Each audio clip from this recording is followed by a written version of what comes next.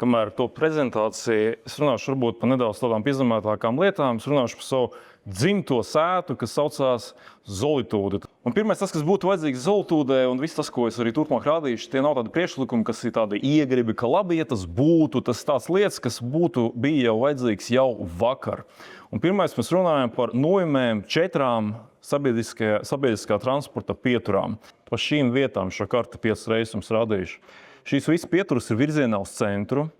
Šis viss pieturas ir viens no noslogotākajiem Zolitūdē, bet, piemēram, es parādīšu 2 pieturas Rostokas ielā, redzat, jau te tāda nojumīta. Tur var tā labi ieiet, paslēpties no lietus.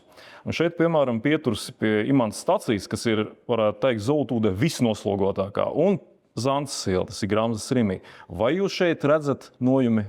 Neredzat, jo viņas tur nav. Un šeit ir tās 2 vēl citas pieturas, kurā no vienām es ļoti bieži eju un gaidu autobusu, lai atbrauktu uz Rīgas domu. Tad mēs runāsim par Zolitūdes ielu.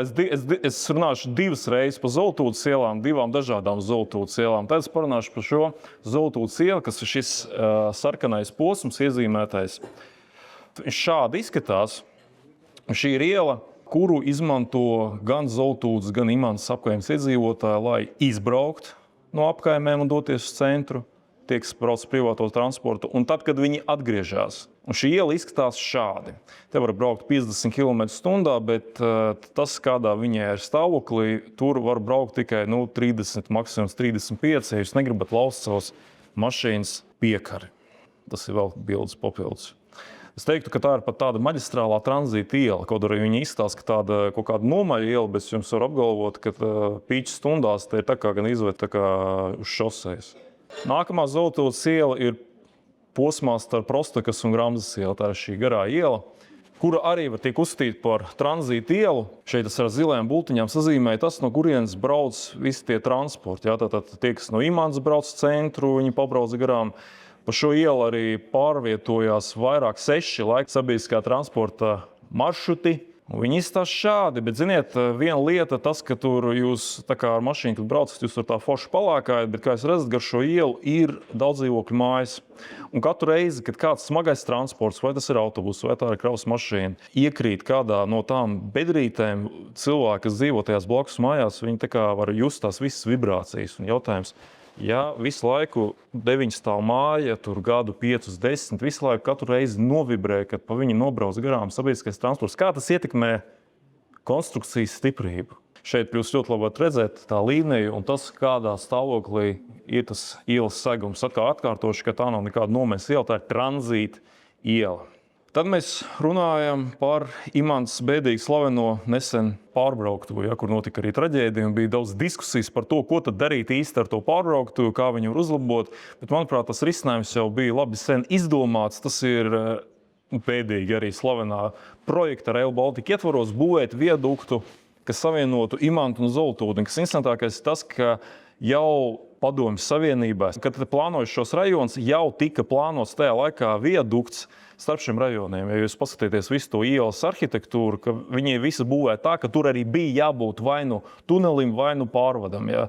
Jo es, kad interesējos par to, kurā stadijā tas projekts, tur tā arī man nevarēja precīzi atbildēt, vai tur plānoja tuneli, vai tur plānoja viaduktu, bet tas ir skaidrs, ka pa miljonu, kur es piedāvāju piešķirt budžetam, tas skaidrs, ka jūs neuzbūvēsiet, bet tas varētu būt kā tāds labs sākuma posms, lai sāktu kādas sagatavošanas darbus. Jo būs Rail Baltica, nebūs Rail Baltica, tas viadukts gala rezultātā vienalga tur ir vajadzīgs. Tas ir labākais veids, kā atrisināt visas problēmas, kas saistās ar Imantas stacijas pārbrauktuvi. Un pats pēdējais, atkal par Imantas staciju, bet nedaudz citā kontekstā, ir tāds veloceliņš Rīga Jūrmala. Un pie Imantas stacijas, kas ir vispopulārākais veloceliņš, ka laikam tas ir visnoslogotākais veloceliņš Rīgā, vai ne? Un tad, kad jūs tuvojaties, pats arī pa viņu bieži brauc jau kādus gadus, laikam 25. Un visu šos 25 gadus, vai tā ir vasara, vai tas rudens, vai tā ir ziema, vai tā ir vasara, šī tuneļa piekājē ir šādas peļķes, plus es aicinātu pievērst uzmanību visam tam tehniskajam stāvoklim. Tas ir kauns, jo es pa šo veloceliņu pārvietojos arī, esmu neskaitāms reizes redzējis arī ārzemju turisti. viņi ņem tos nomas velosipēdus un brauc.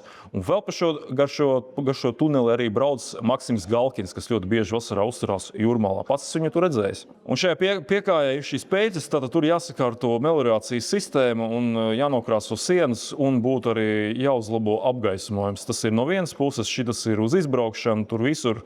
Kā jūs redzat, un atkal uzsvēršu, tur nav absolūti nekāda starpība, vai tas ir vasara vai ziema. Tur visu laiku ir tās peļķes, un tev ir divi varianti. Vai nu tu tādu stipri sabremzē, vai nu to riteni braucot tūlīt dabūsi dubļus sejā. Lūdzu atbalstiet, paldies par uzmanību.